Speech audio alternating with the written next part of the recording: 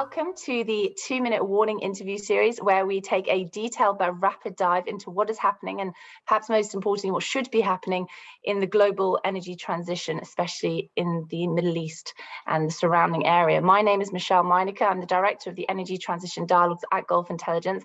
And I'm very glad to say that 𝗓𝗏𝗏𝘀, he is with us. He is the Senior Vice President of the Energy Transition for Reliance Industries. Frank, thank you very much for joining us. It's my pleasure. It's our pleasure. I'd like to dive in with the headline announcement that we saw earlier this year from Reliance about investing just over $10 billion in clean energy over 3 years in a drive to become a net zero carbon company by 2035. That is a reasonable chunk of cash for the task ahead, especially within a 3-year period. What are your thoughts?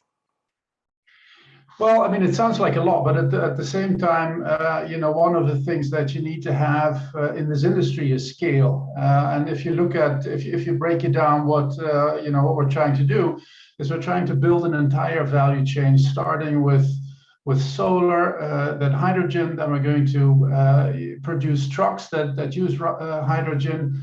And we're also going to make a factory that that's going to make batteries, because there's a huge market for all of those things in India, and we're a net importer of these products. So hugely ambitious, but it's justified by the need for scale. If you just look at the solar, where it all starts with, is what we're going to do is we're going to make polysilicon. From the polysilicon, we're going to make ingots, wafers, cells and modules, and then we have a product that is made in India and that we can use to build solar farms that will be used again then also to produce green hydrogen, which is going to be one of the commodities that India is going to look forward to using. Well, there's 3 points I want to touch on what you just said there. First one is scale. I'm glad you mentioned that. India could become the 4th largest economy by 2030, the world's 3rd largest by 2050. It's already the world's 2nd most populous nation, estimated to become the most population by 2024. It's very, very short time away. And then obviously when it comes to the energy security side of things, India's GDP per capita is around $2,000, while the world average is around $12,000. So we're seeing some clashes there in terms of the need for the scale up to be economically and socially efficient in a good time frame. And you also mentioned there about the localization. You said about some of the production is going to be happening for the manufacturing within India. I'd like to touch on that, and then I'd like to go on a bit further about you just mentioned on green hydrogen then as well, which of course we could talk about for the next 5 hours very easily, but we'll touch on it as much as we can. So you said then about the localization of production. Can you elaborate on that a little bit more and how important it is for India to be doing that?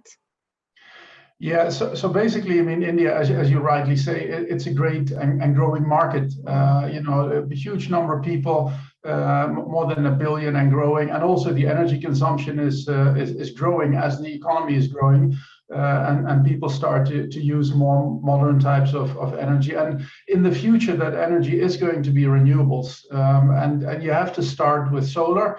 And it doesn't make sense to import these things when you can make them. In the end, it's not rocket science. It's something that we know we can do. And the scale effect comes in that there is basically 3 things that determine the price of these technologies, whether it's a solar cell or a hydrogen electrolyzer. One is the efficiency of the conversion. I mean, in the end, you're converting solar energy into electricity, or you're converting water using electricity into hydrogen. So the conversion efficiency dictates how cost efficient you are. But then the next 2 things, they've got to do with scale. I mean, the scale of production determines your cost. The bigger it is, the cheaper you can make things. And then if you have that scale effect, then you can also manage your supply chain better, which is another cost determining driver. And if you look at the champions in the field of these technologies, they all have large scale, because that's just what you need to be competitive. And we want to be, and we will be competitive in India. I mean, India is targeting around 450 gigawatts of renewable energy capacity by 2030, of which Reliance plans to establish and enable around 100 gigawatts of solar energy within that broader goal. From your perspective, what should be the steps to create a pan-India network of large-scale solar energy producers? Like you say, scale lies at the heart of being competitive in this new energy outlook. How would you see that panning out over India, a relatively large country?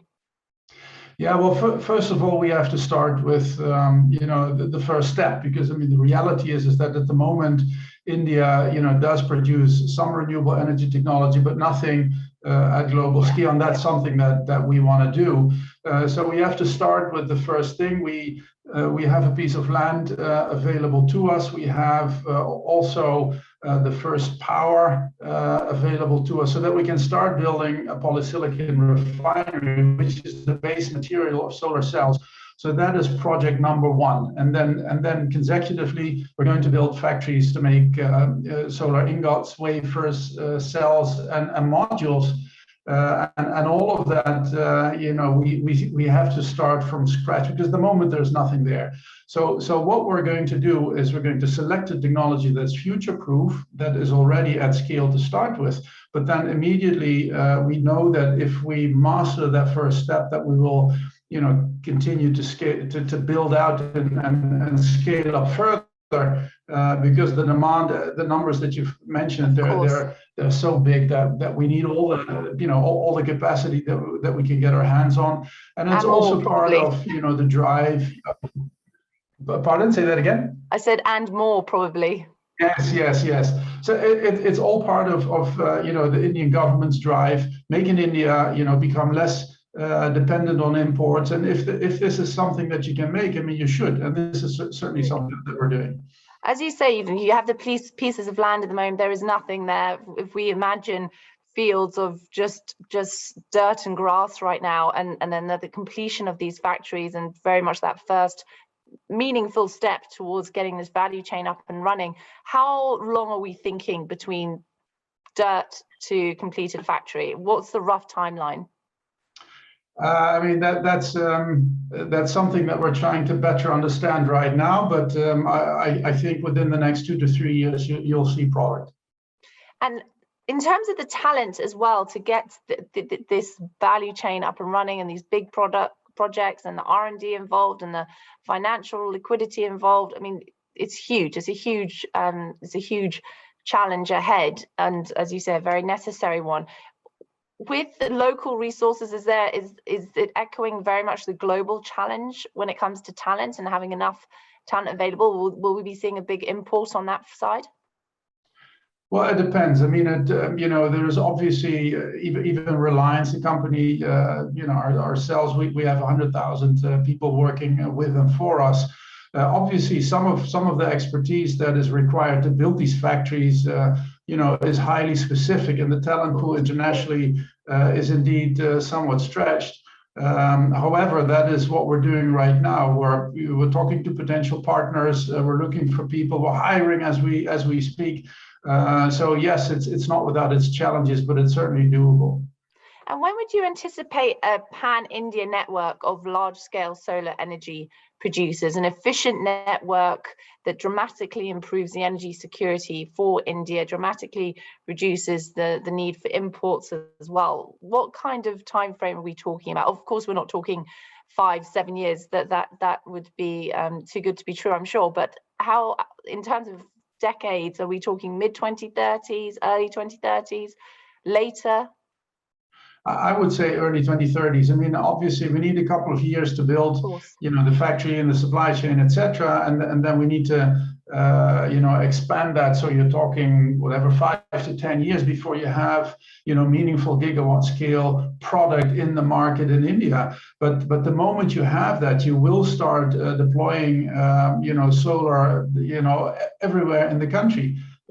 So I would say within 5 to 10 years, you'll see the first elements of that structure, and then it's just a matter of building it out. The good thing about solar is that it's the cheapest power going forward. So it will be the default choice if there is a need for extra capacity, if there's a need for new energy. And the great thing is, of course, it's clean, so you don't have emissions associated with it, and you can do it at any scale. You can do it at a very small village scale, up to gigawatts in one single plant, as we see, for example, in the Middle East.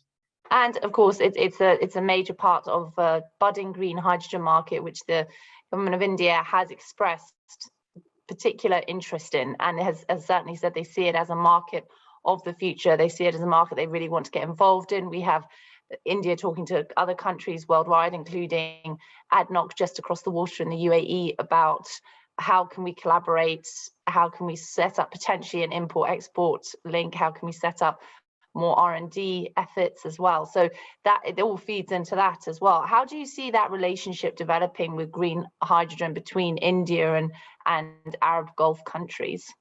Well, I mean, that's certainly you know, a possibility. At the moment, we're speaking with many people, and obviously the Gulf, you know, in the Gulf, there has been a relationship with several parties, and there is a relationship, you know, with the likes of ADNOC, but also Aramco and others. So we know how to work with them, and you know, they've been valued and good partners. So this is certainly something that you know, is in the realm of possibilities. You know, you need all the help you can get in terms of personnel capacity. Of course, money is always welcome if you can share the burden of an investment with a party where that makes strategic sense. But in the end, it's more about strategy than that. You know, it's an absolute necessity. If the strategic direction points to a strategic relationship with a Gulf country and a party in a Gulf country, then that is something that we will pursue. And you know, that we do that in other fields, in the petrochemical industry, and other fields. And building on those historical trade relationships as well. From the attractiveness point of view of India for hydrogen as a market and investors supporting hydrogen and establishing these connections, and more on the investors supporting the market, how do you see it? Because compared to some other countries, now of course we will take Europe out of the running completely because it's in a league of its own, so we'll take that out the picture. But compared to other countries which have a more established renewables market, or they've already gone quite a way into building their renewables market, for example, we'll just talk about green hydrogen for now. Do you think that India has to work a little harder at boosting its attractiveness as a potential hydrogen hub in the 2030s and onwards? Or do you think that the efforts that have been made so far to invest in renewables with big ticket numbers such as Reliance's $10 billion, do you think that this is sending enough of a signal to global investors that India is on track? No, I think so. I have no doubt that India is an attractive market for people to come and invest alongside us. You know, the potential is huge. The internal market is huge. We import at the moment about 160 billion a year in energy. So if we can do something to alleviate that burden by using a domestic resource, which is sunshine and water, you know, obviously that makes a lot of sense. But I think the size of the market, but also the credibility of an industrial company like Reliance should be attractive enough. And you know, we have proven in many other areas where we've successfully attracted foreign partners that also came with investment support. Indeed, because I have heard some of the more that would be my position as well, but more of the critical side would be that there are so many budding markets right now, especially in emerging markets, that have more of a developed renewables front that are arguably easier to invest in now while India develops and gets a deeper footing with renewables. But as you say, the potential is just endless, really, and there is so much still to explore. Just before we wrap up, I'd be really keen to know from your perspective, your seat, how you see the complexities of a company like Reliance and all the different markets it's within, all the different supply chains it operates with, all the different parts of the country and the alliances beyond that it has. It's a very complex picture, and like other major companies as well. I'd be really interested to see from your point of view, what is the viability of implementing a truly circular economy in a company like that, like I say, echoed by other companies worldwide, this decade? Is it even viable when we're looking at true circular economy principles? Well, I think you sort of hinted at the answer in your question, because I mean the the company, we do a number of things. First, we're a major energy player. We have the largest refineries in Asia under our belt, and so we produce a lot of transport fuels. But we're also very big in retail. We're the biggest retailer in the country. So we have more than 10,000 trucks that currently run on our diesel. And if you then think about how to do something circular, then making solar panels, then making hydrogen using electrolyzers made in India, and then producing hydrogen and then use that as a fuel for 10,000 trucks, you have a perfectly circular story. Another application within the company would be, for example, cell towers. We have 160,000 cell towers that support our geo network in the country, and they currently run to a large extent on diesel generators and batteries, and to some extent solar. But converting those to cleaner fuels like hydrogen or methanol made from hydrogen, is another application. So within the group, we already have captive opportunities for the products that we're going to make. So perfectly circular. I believe that one of the figures given from Alliance, and I'll check as well, but there was 10 trucks equals, running on a clean fuel equals the emission savings of 1,500 vehicles, which is quite astonishing, really. But I mean, that certainly has circular principles within it, and it certainly follows a decarbonisation route. But if we're going all the way through to Scope 3 emissions as part of a circular economy, and looking at how the products within that solar farm, from the desk that the staff are sitting on to the chairs that they're sitting at, to the chairs that they're sitting on, and how that is also part of a circular economy as well. That level of grittiness, that level of granular detail, do you see that being something more for the 2030s? Because I certainly can't imagine how that would happen in the next 9 years. I think the examples you've just given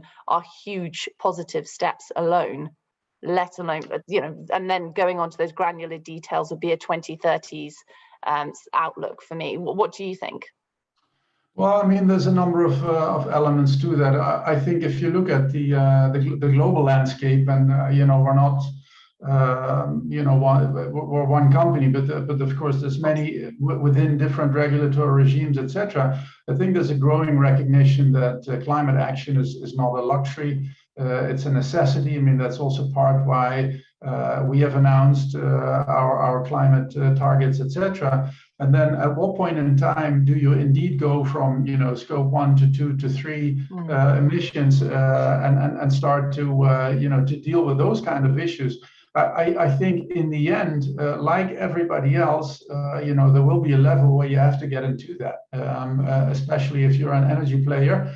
And the time scale for that, I mean, it will partly be, what we think is right, but also, of course, what the regulatory regime around us is. And, that is something that will become a lot clearer in the years to come.